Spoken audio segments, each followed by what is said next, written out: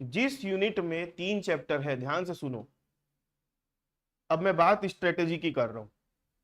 जिस यूनिट में कितने चैप्टर है? 3। अगर आपने सोचा है कि हमसे प्रैक्टिकल ना हो पाएगा, हम थ्योरी ही करेंगे, तो आप चुपचाप थ्योरी कर लेना।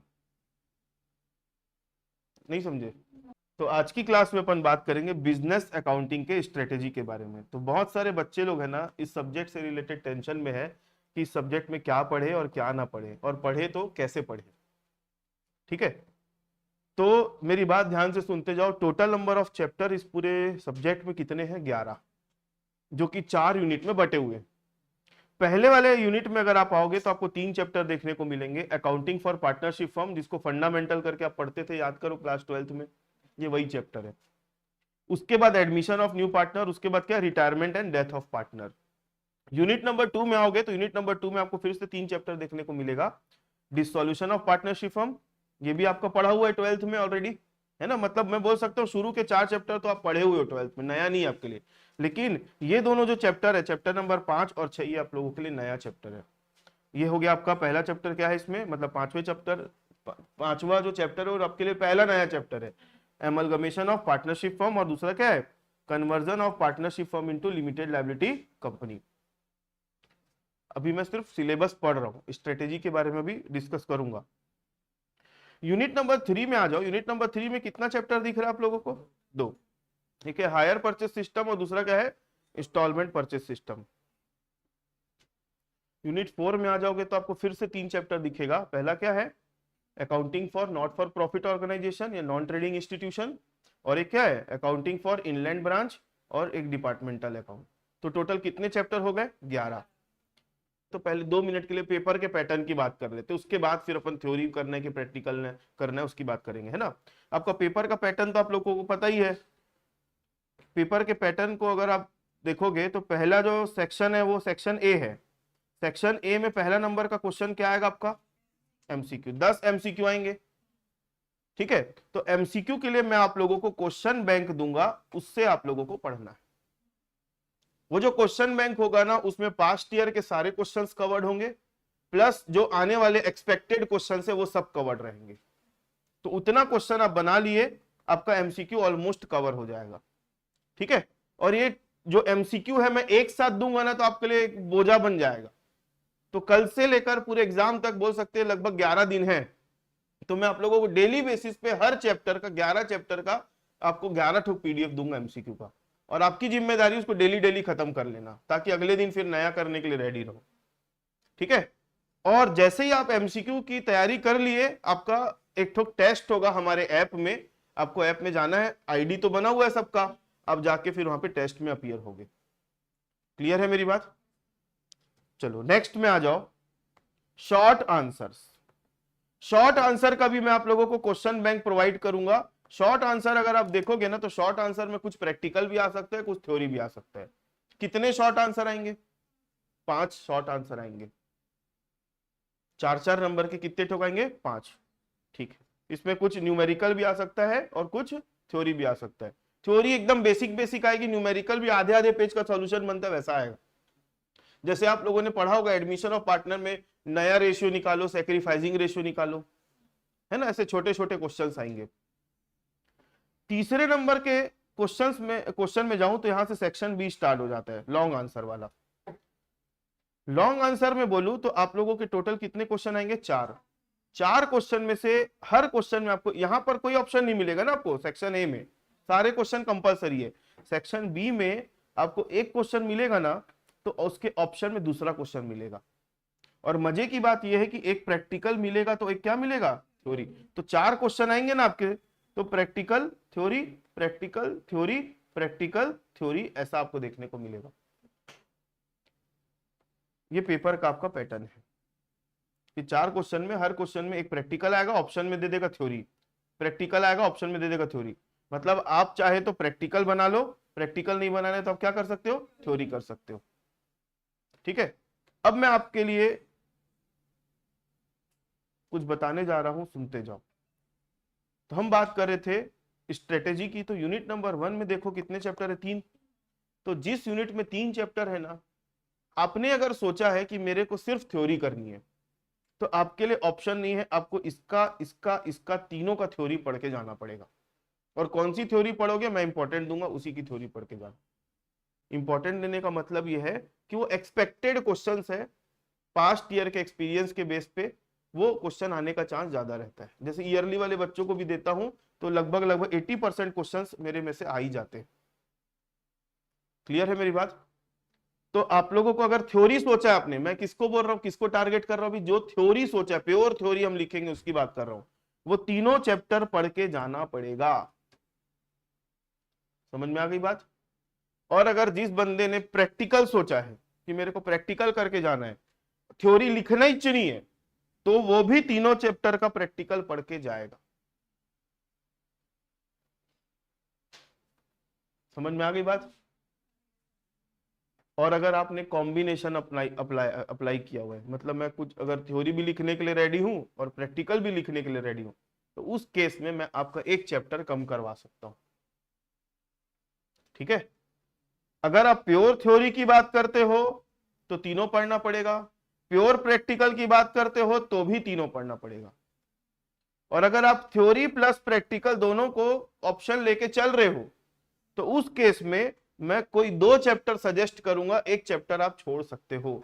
तो सजेस्ट करूं, आप पहला चैप्टर पढ़ लेना अच्छे से और दूसरा चैप्टर पढ़ लेना अच्छे से, तीसरा चैप्टर अगर आपको छोड़ना है तो छोड़ सकते हो। फिर आपको पहले चैप्टर का क्या पढ़ना पड़ेगा, थ्योरी प्लस प्रैक्टिकल दोनों, और दूसरे चैप्टर का भी क्या पढ़ना पड़ेगा, थ्योरी प्लस प्रैक्टिकल दोनों। तो थ्योरी आएगी तो भी मजे में, प्रैक्टिकल आएगा तो भी मजे में, फिर उसमें एक चैप्टर का आपका काम कम हो जाएगा। क्लियर है मेरी बात? यूनिट 2 में आ जाओ। यूनिट 2 में भी सेम कॉन्सेप्ट। अगर आपने पूरा थ्योरी सोचा है तो तीनों पढ़ना पड़ेगा, पूरा प्रैक्टिकल सोचा है तो भी तीनों पढ़ना पड़ेगा। मैं लॉन्ग आंसर के पॉइंट ऑफ व्यू से बात कर रहा हूं ना। और अगर आपने थ्योरी प्लस प्रैक्टिकल कॉम्बिनेशन सोचा हुआ है तो कोई 2 चैप्टर पढ़ो, एक चैप्टर आप छोड़ना चाहते हो तो छोड़ देना। तो वो 2 चैप्टर पढ़ने की बात बताओ कौन सा है, ये 2 चैप्टर पढ़ो, लास्ट वाला छोड़ सकते हो फिर आप थ्योरी प्लस प्रैक्टिकल की कॉम्बिनेशन में। क्लियर है मेरी बात समझ में? अच्छा, मैं फिर से बोल रहा हूँ, ये जो बता रहा हूँ चैप्टर छोड़ने की बात करो, लॉन्ग आंसर के पॉइंट ऑफ व्यू से बात कर रहा हूँ। शॉर्ट आंसर और एमसीक्यू में ये चैप्टर्स पढ़ने पड़ेंगे, छोटे छोटे क्वेश्चंस। मैं लॉन्ग आंसर की बात कर रहा हूँ। यूनिट नंबर 3 में आ जाओ। यूनिट नंबर 3 में मालूम है, अगर आपने दोनों सोचा है, सॉरी, अगर आपने थ्योरी सोचा है तो दोनों पढ़ना पड़ेगा, प्रैक्टिकल सोचा है तो भी दोनों पढ़ना पड़ेगा, और अगर आप कॉम्बिनेशन सोचे हो तो एक चैप्टर की क्या पढ़ लो, थ्योरी, और उसी चैप्टर का क्या पढ़ लो, प्रैक्टिकल। मैं आपको सजेस्ट करूंगा यहाँ पे हायर परचेस पढ़ लो, इंस्टॉलमेंट को क्या करो, छोड़ दो। ठीक है? इंस्टॉलमेंट को फिर छोड़ दो। यूनिट 5 में भी सेम कॉन्सेप्ट। थ्योरी सोचा है तो तीनों की थ्योरी, प्रैक्टिकल सोचा है तो तीनों के प्रैक्टिकल, और थ्योरी प्लस प्रैक्टिकल दोनों सोचा है तो आप चैप्टर नंबर 9 और 10 पढ़ो, डिपार्टमेंटल को छोड़ दो। ठीक है? तो कितने को चैप्टर मैंने कटवा दिए बताओ? 4 चैप्टर कटवाए ना, हर यूनिट से एक चैप्टर। तो 11 में से 4 चैप्टर कम हो गए तो कितने चैप्टर बच गए, 7। ये स्ट्रेटेजी है। आपको मेरी बात समझना, मैं जो बोल रहा हूं, आपको यहां पर इमोशनल नहीं रहना है, प्रैक्टिकल होना है। आप ये बात कभी मत बोलना, या उसके पीछे कारण भी बता रहा हूं, कि सर हम आप ये चैप्टर हमको नहीं पढ़ाए, सर आप ये चैप्टर हमको नहीं पढ़ाए, ये कन्वर्जन वाला काटा नहीं था, ये चैप्टर आप हमको नहीं पढ़ाए, या ये चैप्टर आप हमको नहीं पढ़ाए, या ये चैप्टर के बारे में हमको कुछ नहीं बताए। मैं आप लोगों को नहीं पढ़ाने का मेरा कोई इंटरेस्ट नहीं है, ऐसा मतलब इंटेंशन नहीं कि नहीं पढ़ाऊं करके। मेरा ये बोलना है कि जब बच्चों को ज्यादा पढ़ा दिया जाता है ना, ना वो इधर का रहता है ना उधर का रहता है, मतलब ना आप ये चैप्टर अच्छे से पढ़ पाओगे ना वो चैप्टर अच्छे से पढ़ पाओगे। समझे मेरी बात को? इसलिए मैं बोल रहा हूं कम पढ़ो लेकिन बम पढ़ो। उसका मतलब यह है कि आप अगर एक टॉपिक को पढ़ रहे हो तो उसी को इतना अच्छा कर लो कि उससे कुछ भी आ जाए, बनाने के लायक हो जाओ। अब आप 3 चैप्टर को लेके बैठे हो एक यूनिट से, और तीनों अगर आप अच्छे से नहीं कर पा रहे हो तो पेपर में आएगा तो ना आप ये बना पाओगे ना आप ये बना पाओगे, तो आपकी स्थिति तो वैसे ही खराब हो रही है। तो कम से कम हम ये सिलेक्टिव स्टडी करके कम से कम हम क्या कर सकते हैं, जो पढ़े उसको अच्छे से पढ़ के जा रहे, जो नहीं पढ़ रहे उसको छोड़ ही दे रहे। मैं जो तरीका बता रहा हूं इसमें आपके पास होने की नहीं, अच्छे नंबर लाने की भी चांसेस ज्यादा है। नहीं तो आपको चलो मैं तीनों चैप्टर पढ़ा देता हूं, एग्जाम तक जाओगे तीनों चैप्टर पढ़ते रहोगे पढ़ते रहोगे पढ़ते रहोगे, क्वेश्चन में पेपर में आएगा अरे इसका थोड़ा बहुत आ रहा है आगे का नहीं आ रहा है। मेरी मेरी मैं क्या बोलना चाह रहा हूं समझना, क्योंकि हमारे बीच में जितने भी स्टूडेंट है ना उसमें से 95% एवरेज स्टूडेंट है, एवरेज स्टूडेंट है, मैं उनको फोकस करके मैं बात कर रहा हूं। क्योंकि आप लोग बीकॉम का रिजल्ट देखे हो कितना खराब आता है ना। तो मेरा बोलने का मतलब है, डरा वरा नहीं रहा हूं मैं आप लोगों को, मेरा बोलने का मतलब है कि ये एक स्ट्रेटेजी है और एग्जाम की तैयारी करने की बात कर रहा हूं। जब किसी यूनिट में 3 चैप्टर आता है तो आप अगर उसका थ्योरी और प्रैक्टिकल कॉम्बिनेशन पढ़ रहे हो तो आप एक चैप्टर छोड़ना चाहते हो ना तो वो उसके कैलकुलेशन में छूट जाता है। अब मैं ये आपको प्रूफ करके भी बता रहा हूं, प्रूफ करके बताऊं कैसे।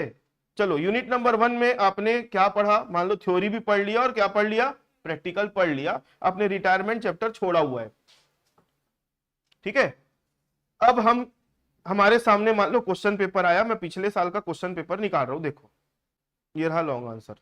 पहला क्वेश्चन पढ़ो, मतलब तीसरे नंबर का क्वेश्चन को मैं लॉन्ग आंसर का पहला बोल रहा हूं। Define partnership, what are the essential element of, कौन से चैप्टर का है, पहला। हो गया कवर। अब ऑप्शन में जो है वो बनाने की जरूरत है आपको, अगर इसको बना लियो तो फिर भी ऑप्शन चेक कर लो। सेकंड ऑप्शन में काहे का क्वेश्चन है मालूम है, आप इसकी लास्ट लाइन को पढ़ोगे ना तो ये एडमिशन का क्वेश्चन है। काहे का क्वेश्चन है, ये देखो आर आर जो है एडमिट हो रहा है और ये अपने गुडविल का और कैपिटल का पैसा ला रहा है। तो आपने कौन सा चैप्टर छोड़ा था, रिटायरमेंट, तो आपका फंडामेंटल और एडमिशन से आ गया। चलो बाय चांस रिटायरमेंट का भी आ जाता तो हमने एक चैप्टर तो किया हुआ है ना, मतलब वो कैलकुलेशन में एक आपके काम का चीज आ ही जाएगा। समझे मेरी बात। यूनिट 2 में आ जाओ, यूनिट 2 में आपने कौन कौन सा चैप्टर पढ़ा है और कौन कौन सा चैप्टर छोड़ा है, यूनिट 2 में आ जाओ। डिस सॉल्यूशन पढ़े हो आप और एमलगमेशन पढ़े हो, ठीक है, प्रैक्टिकल थ्योरी दोनों। अब आप क्वेश्चन पेपर में आ जाओ, ये काहे का क्वेश्चन है पढ़ो, ये जो क्वेश्चन दिख रहा है आप लोगों को ये काहे का क्वेश्चन है, डिस सॉल्यूशन का है। इसके ऑप्शन में काहे की थ्योरी आई है, एमलगमेशन की थ्योरी आई है। अगर मान लो कन्वर्जन का भी आ जाता तो एक क्वेश्चन आपको एमलगमेशन या डिस सॉल्यूशन का मिल जाता, थ्योरी या प्रैक्टिकल। तो आप एक चैप्टर छोड़ के यहाँ पे खुश हो, ठीक है। मतलब मैं ये नहीं बोल रहा हूँ कि छोड़े हैं हम, मैं बोल रहा हूँ कि हम जो पढ़े हैं ना वो उसमें से 100% चीजें आ रही है पेपर में। नेक्स्ट क्वेश्चन देखो, पहले आप पेपर उसमें आ जाओ सिलेबस में, यूनिट 3 में क्या क्या पढ़ा है आपने, क्या क्या छोड़ा है। हमने सिर्फ एक ही चैप्टर पढ़ा है यूनिट 3 से, हायर परचेस। इंस्टॉलमेंट के बारे में आई भी नहीं जानते, आ जाए हायर परचेस में।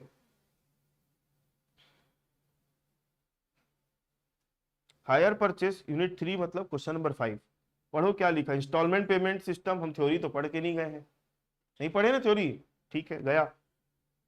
और में क्या आ गया क्वेश्चन, और में क्या आ गया, प्रैक्टिकल, हायर परचेस का प्रैक्टिकल आ गया। और में क्या आ गया, हायर परचेस का प्रैक्टिकल आ गया। उल्टा हो जाता तो इंस्टॉलमेंट का प्रैक्टिकल आ जाता, हायर की थ्योरी आ जाती, तो भी तो आप पढ़ के गए हो। यही तो करेगा और क्या करेगा, और दोनों का प्रैक्टिकल आ जाता तो, और दोनों की थ्योरी आ जाती तो भी बना लेते। Last unit, accounting for non trading institution, accounting for inland branch, departmental account. इसमें कौन कौन से चैप्टर करने बोला मैंने, 2, एनपीओ वाला और ब्रांच का। आ जाओ इसमें, क्वेश्चन नंबर लास्ट देखो, क्वेश्चन नंबर लास्ट में अगर आप देखोगे तो आपको यहां पर क्वेश्चन नंबर 6 ना, क्वेश्चन नंबर 6 की ये देखो थ्योरी दिख रही है। What do you understand by non trading institution, how many types of non trading institution are there, describe the objective of accounting. Theory आ गई एनपीओ की, और क्वेश्चन में क्या दे दिया है, डिपार्टमेंटल दे दिया है। हम तो डिपार्टमेंटल पढ़े नहीं है, लेकिन थ्योरी तो एनपीओ की पढ़ के गए ना। तो ऐसे करके आप 100% पेपर क्रैक करने के लायक। और ये जो स्ट्रेटेजी बता रहा हूँ, पढ़ के जाना और छोड़ के जाने वाला, वो सिर्फ किसके लिए बता रहा हूं मैं? लॉन्ग आंसर के लिए। एमसीक्यू और शॉर्ट आंसर हमको सारे चैप्टर के करने, वो किसमें से आएगा हम दिमाग नहीं लगा सकते।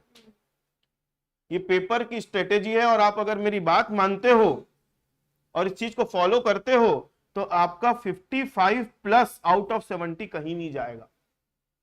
अगर आप पेपर पूरा बना के आओगे तो 55+ कहीं नहीं जाएगा। किसमें? आउट ऑफ 70 की बात कर रहा हूं।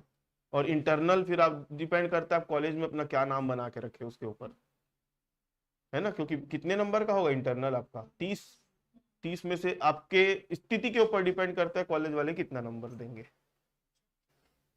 एक बच्चे का डाउट है कि सर अगर थ्योरी क्वेश्चन आ गया लॉन्ग आंसर में से तो कितना बड़ा आंसर लिखना है, कितने पेज का आंसर लिखना है? सुनो, सबसे पहली बात, आपका आंसर डिपेंड करेगा आपके क्वेश्चन के ऊपर। जैसे मान लो एक तो क्वेश्चन आया ये वाला, what do you understand by non trading institution? फिर क्या बोल रहा है? How many types of non trading institution are there? फिर क्या पूछ रहा है? Describe its objective of accounting. कितने पार्ट है क्वेश्चन में? तो आपका आंसर जो है ना लगभग ये जो है ना, what do you understand by non trading institution, इसके आंसर में आप क्या लिखोगे? इसकी मीनिंग और इसकी डेफिनेशन। लगभग कितना पेज जाएगा? 1 page. How many types of non trading institution are there? आप जितने भी टाइप होंगे वो टाइप लिखोगे और थोड़ा थोड़ा एक्सप्लेन करोगे तो लगभग ये 1 पेज जाएगा। 1 पेज मतलब समझते हो ना, सामने का 1 पन्ना बस। डिस्क्राइब इट्स ऑब्जेक्टिव बोल दिया। ऑब्जेक्टिव में फॉर एग्जांपल 6 पॉइंट है, तो 6 पॉइंट को एक्सप्लेन करोगे तो लगभग 1 पेज जाएगा। तो कितने पेज हो गए? आगे पीछे करके 1.5 पेज हो गया। अरे 1.5 पन्ना मतलब 3 पेज। और पहले वाले पेज में आपको एक छोटी सी चीज लिखनी पड़ेगी, उसको बोलते सिनॉप्सिस। क्या लिखनी पड़ेगी? सिनॉप्सिस। अब ये पहली बार शब्द सुन रहे होंगे कई लोग। तो सिनॉप्सिस का मतलब होता है आपका जो आंसर है ना, उसके अंदर क्या क्या किस तरीके से आपने एक्सप्लेन किया है, कहां कहां पर, उसकी समरी, सिनॉप्सिस। तो मैं जब आप लोगों को इंपॉर्टेंट क्वेश्चंस दूंगा ना, तो उसमें सिनॉप्सिस कैसे लिखते हैं और एक आंसर लिखने का तरीका भी मैं आप लोगों को समझाऊंगा।